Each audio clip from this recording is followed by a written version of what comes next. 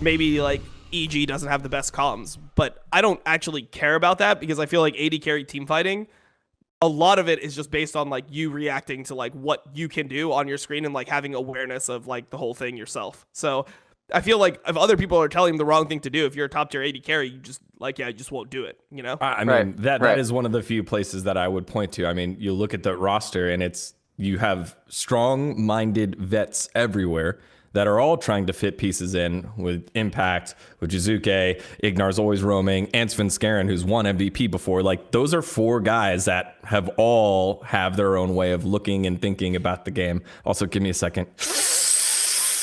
But with that said, I do think that is at least a valid thing to consider. I've got a perfect situation right here. You ready for it, boys? Is it the mid lane? Is it the mid lane thing? All right, go ahead. No, it's the better one. Okay. All right.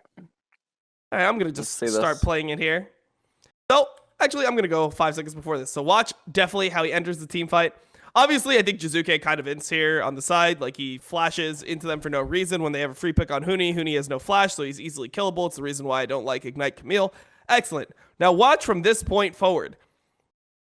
So, TSM could actually leave here, but Spica massively overcommits onto Lilia for literally zero reason. Lilia still has flash, and no one can follow up the damage. And he drags his team into this terrible situation where now they end up, like, kind of trapped by EG. And Impact is still huge. Impact's still a stopwatch, by the way, as well, which is why he goes for this engage. So he goes for the EQ2. Okay, so definitely just can follow, like, if there's any communication, or even if there's not communication, he can just walk up and auto, and all you have to do as an AD carry here is either flash the Syndra Stun or flash the alley combo. Like, outside of that, you're pretty much good to just hit anyone. Alistar has no ult. You're 8-0 Kaisa. You kill anyone in 1 second. Just E forward and start autoing, and then flash one of the CCs. Watch what he does.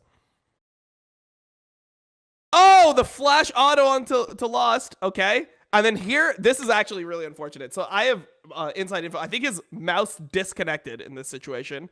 And his keyboard disconnected too. Is really, really unlucky. So his mouse and keyboard disconnected. He just Pepega charges into 5 people and just dies instantly. That's your 8-0 AD carry in LCS. You are never winning a championship if you're on the G. You see what he's trying to do? He's trying to flash the Alistar headbutt pulverize. He just ends up pulverizing. No, look at Sword Art. Watch Sword Art's thing. He ends up pulverizing the ground, right? I'm pretty sure he's just trying to flash it onto Lost. Yeah, no, he's just trying to flash it onto Lost. Like they're probably calling, oh, Lost is no flash, or like he's just trying to get onto Lost. Yeah. His intention is to just get onto Lost and try to one-shot him. Like, oh, if we kill the AD carry, we win. But in reality, I mean, he plays it so reserved. Syndra's still on cooldown too, because she already missed her her E. Yeah, she already missed E, so she's still on cooldown. So he can react to Alistar, but he's not even start hitting. Yeah, he's not even attempting to react to Alistar. Yeah. I don't know. Well, that's a good one. And we can watch the next one. All right, this one isn't as egregious. I mean, here he just ults in. Instantly dies, Camille's up, whatever. This one is not as egregious, but yeah. It's just like his team fighting. Like when you're an 8-0 Kaisa, you can 1v9 the game yourself. And like the other thing is good AD carries know how to like communicate how strong they are and like what they want their team to do in situations. Like if you watch like I think that was something that like, I can reference Doublelift again because he's somebody who played in this region for a while. I feel like that was one of his biggest strengths. When he was strong, he could be like, just like hit anyone and mark this guy and we win, you know? Like, he would be able to tell his team what he needed to be able to carry a team fight. I feel like Definitely doesn't know what he needs to carry the team fight. He's just trying to be like, yeah, I'm going to, like, try to do my job. Wait, did he have stopwatch before this? Hold on. Wait, he has stopwatch. Hold on. Let's see how he uses the stopwatch this fight. Hold on. Let's see again. Definitely. Autoing. Ults. Here. Camille comes. Oh, his stopwatch just doesn't get used. Wait, he just doesn't even use his stopwatch, and then he upgrades it into GA so no one knows. Oh, no. Okay, whatever. We're done. I think Loco just... Everyone has bad days. This is the last copium of the day before we move on. As you're referencing, one, Peter Pang, who is probably the greatest AD carry in North America. I think that's fair to say. Definitely the most successful. It was in his history, probably not right now, but yeah. In the history. Yeah, in the history. Yeah. It was his summer of his 4th year where he and CLG toppled TSM at Madison Square Garden to win his first championship. All right, I think I need a new shipment, guys. Do you guys have a new shipment? Like, you need something else, bro. I got something else for you that's going to hit harder than that Copium. Let me just tell you, I got something else. That's all I got. That's all I got. I'm done. All right, yeah. Give me. I might have to join Dom in the Black Eye Circle squad. Give me the good stuff, man. Oh.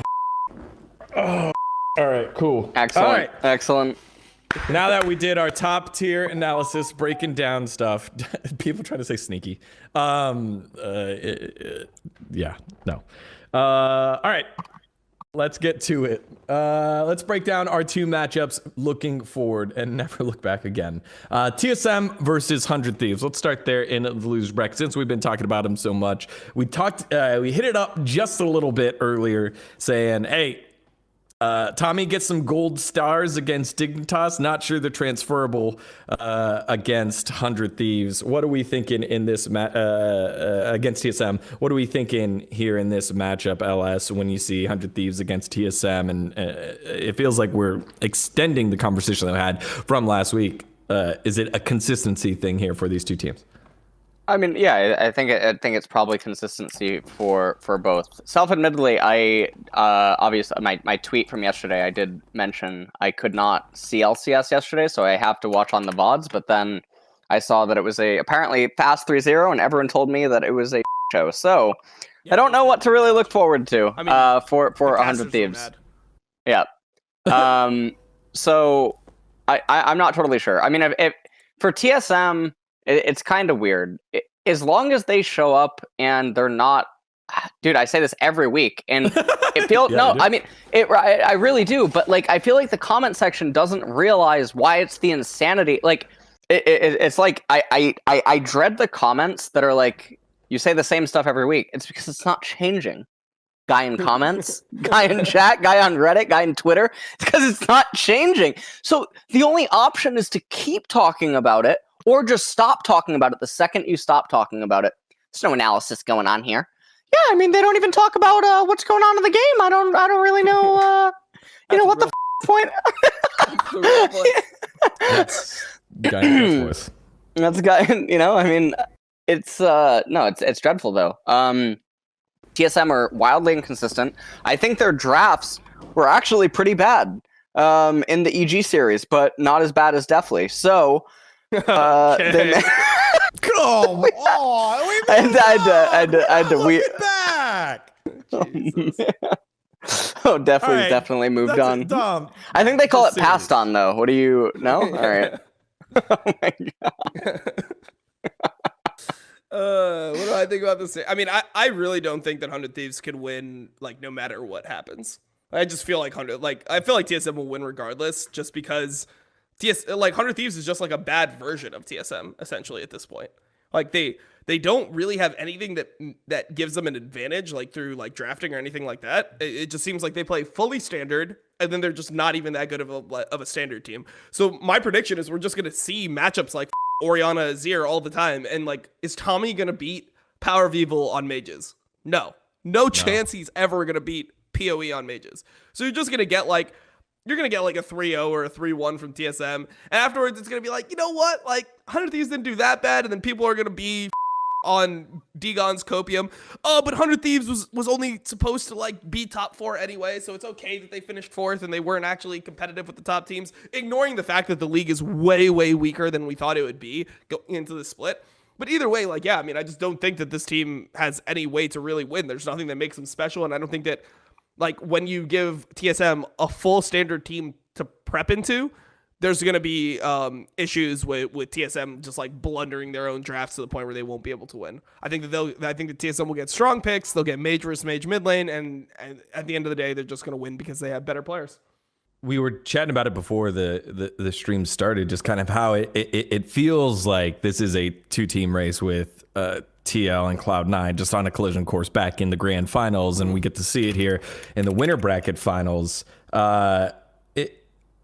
It speaks a little bit to just kind of like where we're at now in terms of a league, right? It's just like, hey, these two teams are playing at a different level. You can see it. You see it in the tactics. You see in the battles that they have. It's a different level. And a lot of the other teams, I'll even give it to TSM and 100 Thieves. You can see when they play at that level. There are times that they can do that, but it's not a consistent thing back to back and trying to maintain it over a long period of time. I just still have doesn't not seem to be seen there. 100 Thieves play at that level since they've had Ryan in the roster. There's never been a week where I've been like, oh, like you got to remember coming into this, I think they were like 3-6 coming into the series. So I guess they're 6-6 with Tommy overall. But 3 of those wins are against Dignitas, and I think the other 3 wins are against bottom teams. So there hasn't been like an impressive game that they put together versus a top team where they've like systematically like closed out a game and just like had a good early game, carried that to mid game, and then won the game from mid game, like won the game either in mid game or mid to late game, like had a clean transition throughout the entire time that we've seen this roster together. Not one time if they beat a top team and it's actually looked convincing. So I don't know how you could ever go into the series and predict 100 Thieves to win, because they're not even playing like a style where before you could say like, oh, well, with DeMonte, if they got going, you know, like they're pulling off like a lot of early dives and they were an early aggressive team that could like, you know, win a series. Like I don't actually see what this team does that could beat TSM. Like what are they going to do better than TSM to win? It feels like they're just going to be a slightly worse version of TSM. Well, so I feel like the only way that they beat TSM is if the TSM that like overforces, does really dumb stuff, picks super early game comps into. I mean, 100 Thieves have an affinity for early game comps, right? So Right. if 100, so Dom, here you go. I'll give you a Magic reference, right? So if 100 Thieves have big red and TSM just have mono or like regular red, then 100 Thieves, you know, depending on what TSM shows up the day, that's probably the only way that they win. Right? It's very similar team compositions where one just has a little bit more upside, and then depending on the tendency to just go on full tilt, one could win. I think that's the only universe, because otherwise I agree with you. They just have better players than 100 Thieves does.